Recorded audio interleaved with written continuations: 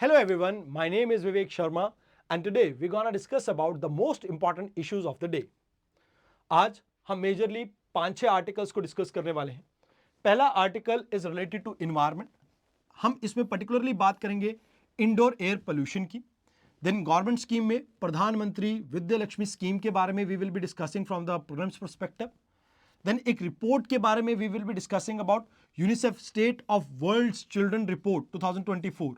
बहुत important report है. We will be discussing about this. Mains perspective से भी और प्रीलिम्स पर्सपेक्टिव से भी इंपॉर्टेंट रहेगी.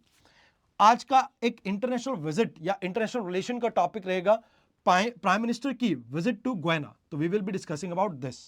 लास्ट में प्रीलिम्स के पर्सपेक्टिव से we will be talking about GM crops. तो आइए शुरुआत करते हैं एंड जानते हैं एक एक करके इन आर्टिकल्स के बारे में. अब देखो, सबसे पहले आपको यह समझना चाहिए कि इंडोर एयर पोल्यूशन है क्या. इंडोर एयर पोल्यूशन का मतलब होता है कि जब आप जिस बिल्डिंग में रह रहे हैं या जो घर में आप रह रहे हैं, यहां पर आपकी जो एयर क्वालिटी है वो हार्मफुल लेवल पे अगर पहुंच गई है तो इसको आप इंडोर एयर पोल्यूशन कहते हैं. अब ये उतना ही खतरनाक है जितना आपका आउटडोर एयर पोल्यूशन है. मतलब आउटडोर और इंडोर में बहुत ज्यादा फर्क नहीं है, बस ये क्लोज स्पेसेस में है और ये आपको कहां देखने को मिल रहा है, बाहर ओपन स्पेसेस में देखने को मिल रहा है. एंड आज की डेट की अगर हम बात करें तो एयर क्वालिटी हमारे सामने एक मेजर प्रॉब्लम है. हमारी मेजर सिटीज जितनी भी हैं उन सब में, चाहे आप दिल्ली की बात करें, आप मुंबई की बात करें, आप बेंगलुरु की बात करें, आप चंडीगढ़ की बात करें, हर सिटीज में ये प्रॉब्लम देखने को मिलती है. बट ये इंडोर एयर पोल्यूशन के जो कारण है ये टोटली डिफरेंट है as compared to outdoor air pollution. Impact almost आपके सेम है, बट यहां पर जो सोर्सेज है वो थोड़े डिफरेंट होते हैं. जैसे सबसे पहला, घर के अंदर किस तरह का हम फ्यूल यूज कर रहे हैं to cook food, that is one of the prime source. Let's take an example. You might be aware about, हमने फ्री एलपीजी कनेक्शन दिए थे. किस स्कीम के अंडर दिए थे, एक बार कमेंट सेक्शन में बताना. यू से उस स्कीम का नाम स्टार्ट होता है, अगर हिंदी में बोलूं तो ऊ से स्टार्ट होता है.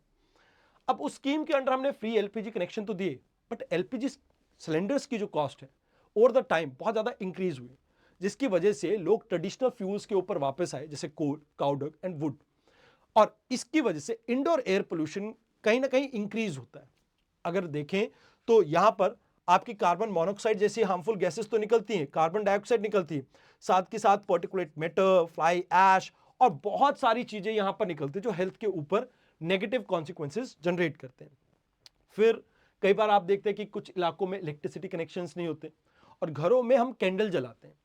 अभी जो कैंडल है ये एक सोर्स है आपके वॉलेटाइल ऑर्गेनिक कंपाउंड्स का और पर्टिकुलर मैटर्स का, जिसकी वजह से आपको इंडोर की एयर क्वालिटी डिप्लीट होती हुई दिखती है. अब जैसे जो ये मॉडर्न मॉडुलर हाउसेस बन रहे हैं और खासकर ये जो दिल्ली जैसे शहरों में घर बन रहे हैं.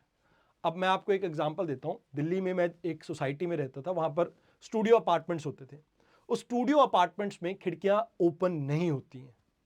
अब ऐसे केस सिनेरियो में जहां पर खिड़कियां ओपन नहीं होती हैं, आप एग्जॉस्ट नहीं लगवाते हैं, तो कहीं ना कहीं आप वेंटिलेशन की प्रॉब्लम देखते हैं. और जब जिस एरिया में वेंटिलेशन नहीं होगा उस एरिया में आप ये देखेंगे कि एयर क्वालिटी डिप्लीट होती है. लास्ट में अगर मैं कहूं किस तरह का कंस्ट्रक्शन मटेरियल यूज किया गया है, जैसे एस्बेस्टॉस का यूज किया गया है, या आपके पेंट्स किस तरह के, जैसे लेड बेस्ड जो आपके पेंट्स हैं उनका इस्तेमाल किया गया है, या सिंथेटिक जो बिल्डिंग मटेरियल्स है उनका यूज किया गया है, इससे भी ये प्रॉब्लम आपकी इंक्रीज होती हुई दिखती है. अब जैसे अगर हम फ्लोर्स के ऊपर एडेसिव या कारपेट्स वगैरह यूज करते हैं तो वहां से फॉर्मेलिटीहाइड जैसे हार्मफुल केमिकल्स निकलते हैं. एंड टबैको स्मोक यानी सिगरेट्स वगैरह जो इंडोर पीते हैं, इससे भी फाइन पार्टिकल्स आपके जनरेट होते हैं जो कहीं ना कहीं एयर क्वालिटी को डिप्लीट करते हैं. अब फ्रिक्वेंटली आप जैसे एसीज और रेफ्रिजरेटर्स अगर यूज करते हैं और उनकी क्लीनिंग नहीं होती है, टाइम पे सर्विसेज नहीं होती है, तो इससे भी आपकी एयर क्वालिटी के ऊपर नेगेटिव असर जनरेट होता है. तो ये कुछ सोर्सेज हैं because of which we can say कि इंडोर एयर क्वालिटी के ऊपर we see a major impact. But यहां पर क्या इंपैक्ट होते हैं वो भी समझना हमारे लिए जरूरी है. तो एक डाटा है वर्ल्ड हेल्थ ऑर्गेनाइजेशन के अकॉर्डिंगली एवरी ईयर ऑलमोस्ट आप ये कह सकते हैं 3.8 मिलियन डेथ्स हमारी सिर्फ और सिर्फ पोल्यूशन के कारण होती है. और इसमें हाउस होल्ड पोल्यूशन की मैं पर्टिकुलरली बात कर रहा हूं. अब इंडिया पर्टिकुलर केस की अगर हम बात करें तो हमारे यहां पर एक मेजर चंक ऑफ पॉपुलेशन आज भी इस तरह की प्रॉब्लम से जूझ रही है because they are using solid fossil fuels यानी वुड और कोल और इस तरह की चीजों का इस्तेमाल कर रहे हैं. तो कहीं ना कहीं ये वुमेन्स की जो प्रीमेच्योर डेथ है उसके लिए एक मेजर रीजन है। अब यहां पर ये कहा जाता है कि भाई देखो इसके इल इफेक्ट क्या है, जैसे रेस्पिरेटरी प्रॉब्लम्स हो सकती हैं, अस्थमा जैसी प्रॉब्लम और ज़्यादा इंक्रीज हो सकती है, लंग्स की जो फंक्शनिंग है उसके ऊपर इंपैक्ट पड़ सकता है। साथ के साथ अगर हम बात करें तो मेंटल इश्यूज जनरेट हो सकते हैं, जैसे लाइक जो कॉग्निटिव जो स्किल डेवलपमेंट होता है उसके ऊपर असर पड़ सकता है।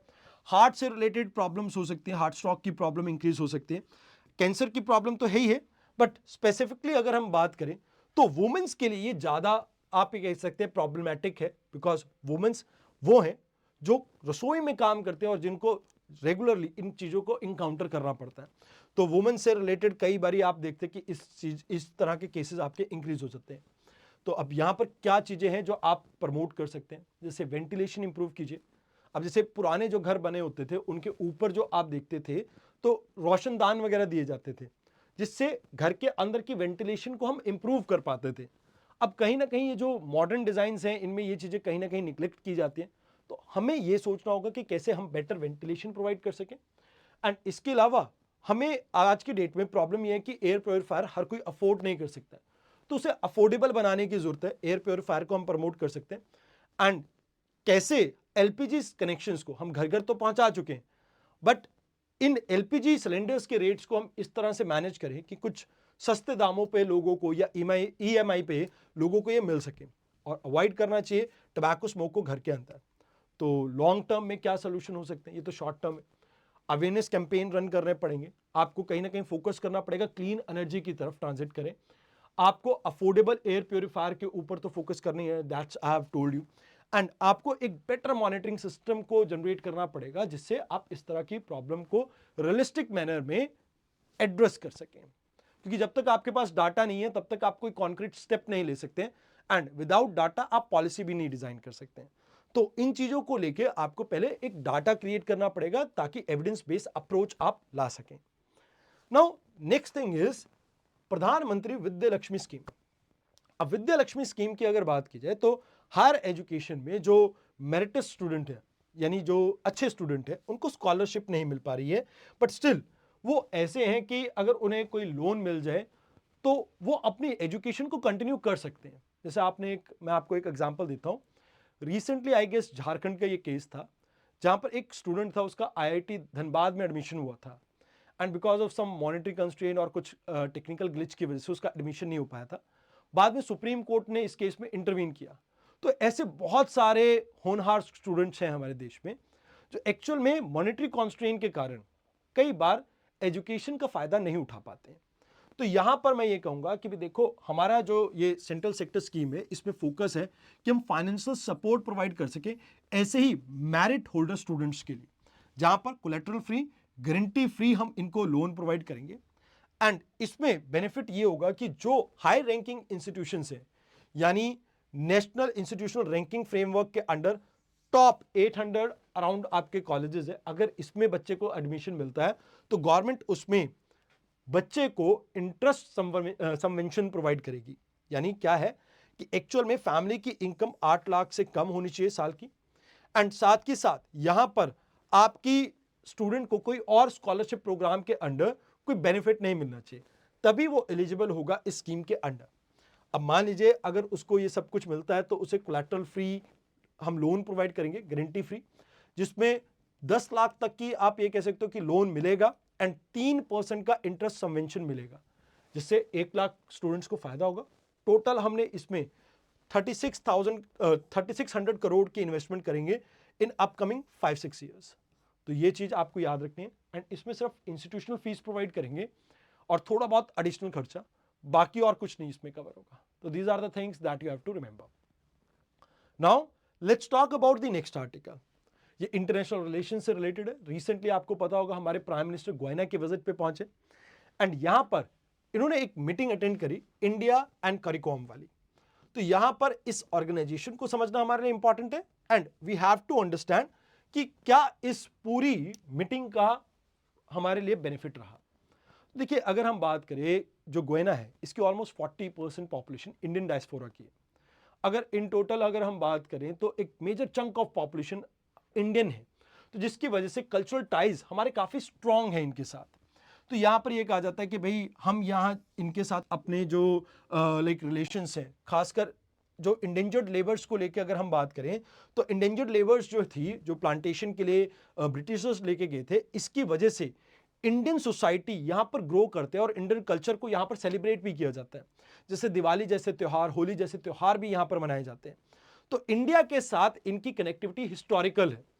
अब यहां पर अगर हम बात करें कि हमारे इकोनॉमिक कॉपरेशन किस तरह के, तो अभी हम फोकस कर रहे हैं कि एक दूसरे के साथ इकोनॉमिक कॉपरेशन को बूस्ट करें, because one of the major economy है गोयना आपकी इस एरिया की, ऑल्दो बहुत सिग्निफिकेंट तो नहीं है, बट यस एक मेजर इकोनॉमी है, बिकॉज ये लैटिन अमेरिका के लिए हमारे लिए एक गेटवे का काम कर सकती है, एंड प्लस कैरेबियन कंट्रीज जो हैं उनके साथ भी हमारे रिलेशंस के लिए एक गेटवे का काम कर सकती है। तो इस वजह से हमने लाइन ऑफ क्रेडिट को एक्सटेंड किया ऑलमोस्ट $150 मिलियन की। अब देखिए लाइन ऑफ क्रेडिट का मतलब क्या होता है?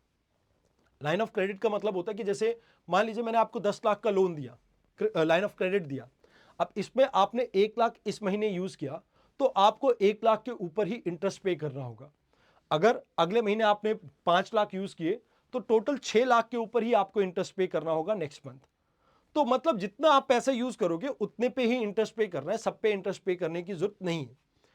अब स्मॉल एंड मीडियम इंटरप्राइजेस हमें भी पता है कितनी इंपॉर्टेंट है हमारी कंट्री के लिए, ऐसे ही इनके लिए भी इंपॉर्टेंट होगी। तो हमने यहां पर इन्हें ग्रांट दी है $1 मिलियन की। अब देखो ग्रांट क्या होता है, इसके लिए आपको कोई इंटरेस्ट नहीं मिलेगा, आपने पैसा दे दिए, वन वे पेमेंट्स टाइप आप इसे कह सकते हो। अब यहां पर हमने हाइड्रोकार्बन्स को लेके इनके साथ कुछ एग्रीमेंट साइन किए, जैसे हाइड्रोकार्बन्स में जैसे क्रूड ऑयल हो गया, नेचुरल गैस होगी, इन सब के डेवलपमेंट के ऊपर हम फोकस करेंगे, एंड एक दूसरे की कैपेसिटी बिल्डिंग, खासकर इंडिया यहां पर इसकी हेल्प करेगी इसकी कैपेसिटी बिल्डिंग के लिए एनर्जी सेगमेंट में। अब यहां पर हमने कुछ सिग्निफिकेंट एग्रीमेंट किए, जैसे हाइड्रोकार्बन्स का तो मैंने आपको बता दिया कि भी कोलैबोरेटिवली हम ऑयल और गैस सेक्टर में इनिशिएटिव लेंगे, जिससे इस सेक्टर में गोयना की जो लाइक फ्यूचर पॉसिबिलिटीज है कि भाई अगर यहां पर ऑयल वगैरह मिलता है तो उसको एक्सप्लोर किया जाएगा। एग्रीकल्चर और अलाइड सेक्टर में we will be focusing upon कि कैसे ज्वाइंट एक्टिविटीज को प्रमोट कर सके, ताकि फूड सिक्योरिटी इस कंट्री में भी इंश्योर कर सके और हम अपनी कंट्री के लिए भी कुछ बेनिफिशियल स्टेप्स ले सके।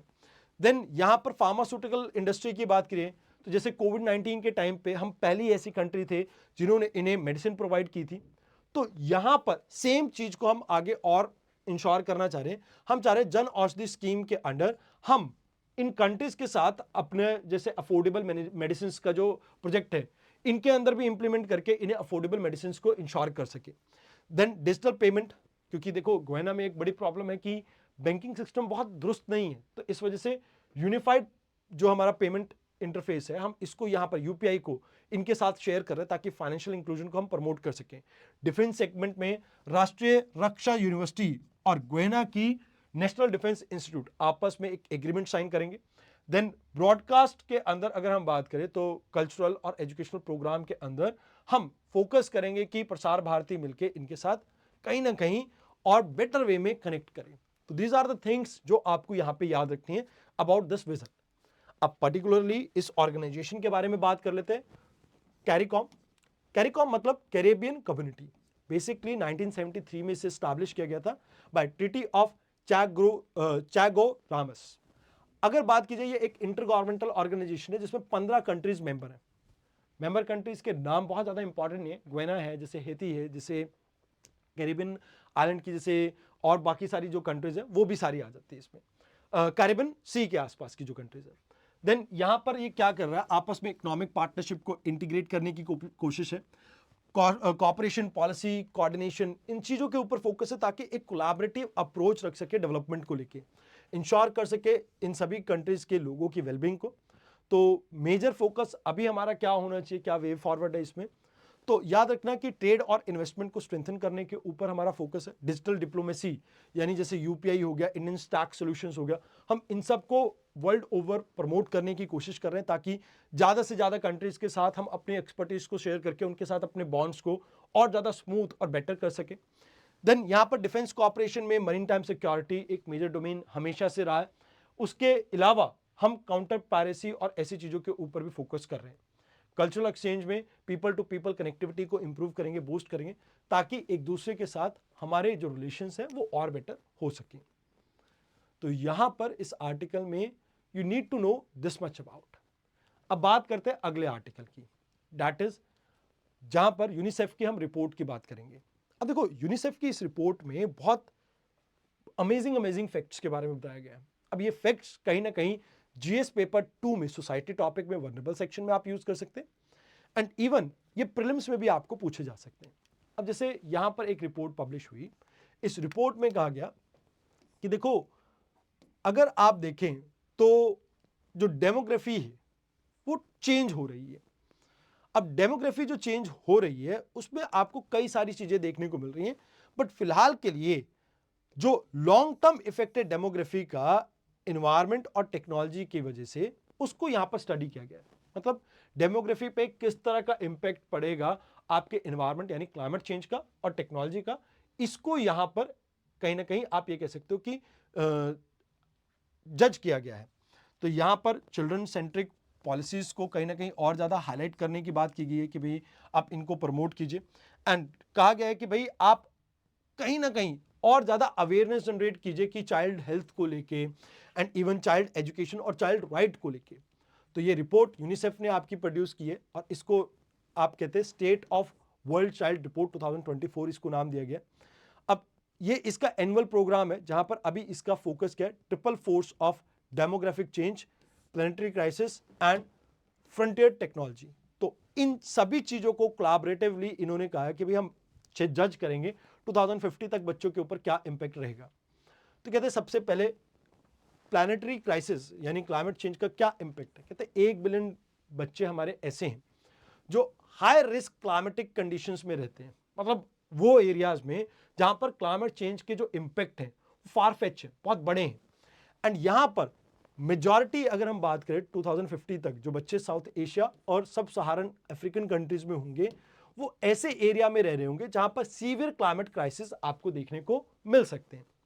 अब इसमें यह कहा जाता है कि भाई देखो क्लाइमेट क्राइसिस आज की डेट में भी एक प्रॉब्लम है, जहां पर 400 मिलियन स्टूडेंट्स जो हैं वो हर साल स्कूल क्लोजर को फेस करते हैं, मतलब ऑनलाइन स्टडी करनी पड़ती है। अब ऑनलाइन तो कितना ही पढ़ते हैं ये तो आपको पता ही है। साथ के साथ ये जो टेम्परेचर इंक्रीज हो रहा है इसकी वजह से मलेरिया, चिकनगुनिया, डेंगू जैसी बीमारियां, जीका जैसी बीमारियां और ज़्यादा इंक्रीज होंगी। एंड इसके अलावा अगर आप देखें तो फ्लड की वजह से वाटर बॉर्न डिजीज जैसे डायरिया, टाइफाइड ये भी इंक्रीज करेंगी, जिससे अंडर 5 बच्चों की यानी 5 साल से कम उम्र के बच्चों के ऊपर नेगेटिव असर पड़ेगा, यानी उनके सर्वाइवल रेट्स डिक्रीज करेंगे। अब जैसे इस तरह के फ्लडिंग में कोई अपनी फैमिली लूज कर देता है, कई बार कुछ बहुत ज़्यादा ड्रास्टिक इवेंट्स हो जाते हैं, तो उस केस में आप ये कह सकते हो कि बच्चे के ऊपर एक ट्रॉमा आता है, मतलब एक तरह से उसके एंग्जाइटी, ट्रॉमा, स्ट्रेस ये इंक्रीज होंगे, एंड ये कहीं ना कहीं एक लॉन्ग टर्म इंपैक्ट क्रिएट कर सकते हैं उसके मेंटल हेल्थ के ऊपर। अब डेमोग्राफिक शिफ्ट के अगर बात की जाए तो वैसे तो all over the world condition stable रहेंगी, बट कुछ एरिया जैसे अफ्रीका के ईस्टर्न, सदर्न एंड वेस्टर्न और सेंट्रल पार्ट में आपको बच्चों की पॉपुलेशन इंक्रीज होती हुई दिखेगी, एंड साथ के साथ साउथ एशिया में।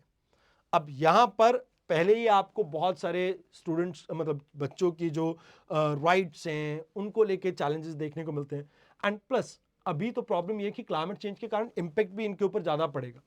तो कहा जाता है कि भाई देखो आपको यहां पर यह समझना होगा कि भाई अगर आप चाहते हैं कि भाई आपकी इकॉनमी आगे और ज़्यादा बूस्ट करे, तो आपको जो यंग वर्कफोर्स है उसके ऊपर इन्वेस्ट करना पड़ेगा, उनकी हेल्थ के ऊपर, उनकी एजुकेशन के ऊपर। ऐसा आर्टिकल में कहा गया कि तभी आपकी इकॉनमी बूस्ट होगी जब आप इन सेगमेंट के ऊपर वर्क करेंगे। तो यहां पर कहा जाता है कि भाई डिजिटल डिवाइड आपका एग्जिस्ट करता है।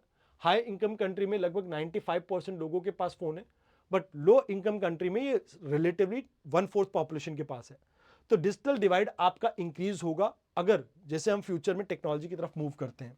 बट डिजिटल अगर हम मीडियम की बात करें तो वहां पर एक बड़ा प्रॉब्लम यह भी रहता है कि बच्चों के साथ सेक्सुअल एक्सप्लॉयटेशन के केसेस और ज़्यादा इंक्रीज हो सकते हैं। तो यहां पर कहा जाता है कि सोल्यूशन के तौर पे आप क्लाइमेट अडेप्टेशन मिटिगेशन फ्रेमवर्क के ऊपर फोकस कीजिए, जहां पर आप क्लाइमेट रेजिलेंट इंफ्रास्ट्रक्चर को बूस्ट कीजिए, एंड आप रिसोर्सेज एलोकेट कीजिए हेल्थ, एजुकेशन और इंफ्रास्ट्रक्चर में, ताकि आप इस तरह की प्रॉब्लम्स को मिटिगेट कर सकें। डिजिटल डिवाइड को रिड्यूस करने के लिए आपको अफोर्डेबल इंटरनेट सर्विसेज को प्रोवाइड करना पड़ेगा, एंड ये इंश्योर करना पड़ेगा कि चिल्ड्रंस के लिए डिजिटल इन्वायरमेंट सेफ रहे। आपस में हम रिसोर्स शेयरिंग करें, जो भी ग्लोबल साउथ कंट्रीज हैं, तो इससे एक दूसरे की प्रॉब्लम को हम सॉल्व कर सकते हैं। तो these are the things that you have to remember about this particular article. अब बात करते हैं जेनेटिकली मॉडिफाइड क्रॉप्स के बारे में। अब क्यों ये न्यूज में था? कहते विद ग्रोइंग वर्ल्ड पॉपुलेशन जो जीएम क्रॉप है ये शायद एक सोल्यूशन हो सकता है जिससे आप हंगर जैसी प्रॉब्लम्स को क्या कर सकते हैं, एड्रेस कर सकते हैं। अब जेनेटिकली मॉडिफाइड क्रॉप्स क्या होती है? जहां पर आप एक फॉरेन डीएनए को किसी प्लांट के अंदर इंट्रोड्यूस करते हैं, मतलब यहां पर आप उसका डीएनए ऑल्टर कर रहे हैं, या आप ऐसा भी कह सकते हो कि नॉट जस्ट आप फॉरेन डीएनए ऐड करते हैं, बट कई बार किसी डीएनए को ऐड डिलीट आप नॉर्मली वैसे भी करते हैं, तो वो भी जेनेटिकली मॉडिफाइड क्रॉप की कैटेगरी में आती है। तो इससे क्या होता है कि भाई जो खूबियां उसमें नेचुरली नहीं मिलती थी वो आपको नेचुरली उस क्रॉप में देखने को मिलेगी, मतलब ह्यूमन इंटरवेंशन के बाद उस क्रॉप में देखने को मिलेगी। जैसे कॉटन की बात की जाए तो कॉटन का एक वेरिएंट हमने बीटी कॉटन डेवलप किया जो पेस्ट रेजिस्टेंट था, ऐसे ही ड्रॉट रेजिस्टेंट हो सकता है और ऐसी कई और चीजें भी आपको देखने को मिल सकती हैं। तो इंडिया आज की डेट में 4th लार्जेस्ट कल्टीवेटर है जीएम क्रॉप्स का। तो कहा जाता है कि बीटी कॉटन को तो हम कमर्शियली एक्सप्लॉइट कर रहे हैं, बट जीएम मस्टर्ड के अभी फील्ड ट्रायल चल रहे हैं और अभी केस सुप्रीम कोर्ट में पेंडिंग है। देखना ये है कि भी इसको अलाउ किया जाता है कि नहीं। अब इंडिया में इस चीज को रेगुलेट किया जाता है 1986 के इन्वायरमेंटल प्रोटेक्शन एक्ट के अंडर, एंड इसके लिए अप्रूवल देती है आपकी जेनेटिक इंजीनियरिंग अप्रेजल कमेटी। अब यहां पर क्या होता है कि भी इसके बहुत सारे नेगेटिव रिपरकशंस भी होते हैं, जैसे लॉन्ग टर्म में पेस्ट आपके इवॉल्व कर जाते हैं जिसकी वजह से पेस्ट की जो रेजिस्टेंस है वो खत्म हो सकती है, तो पेस्ट में रेजिस्टेंस डेवलप हो सकती है। लॉन्ग टर्म हमारी हेल्थ के ऊपर क्या इंपैक्ट है इस चीज को जज नहीं किया गया। जैसे एग्जांपल के तौर पे टबैको को एक टाइम पे वर्ल्ड वॉर के टाइम पे सेफ बताया जाता था, बट अब पता लगा कि टबैको की वजह से कैंसर जैसी प्रॉब्लम्स होती हैं, तो वो चीज है।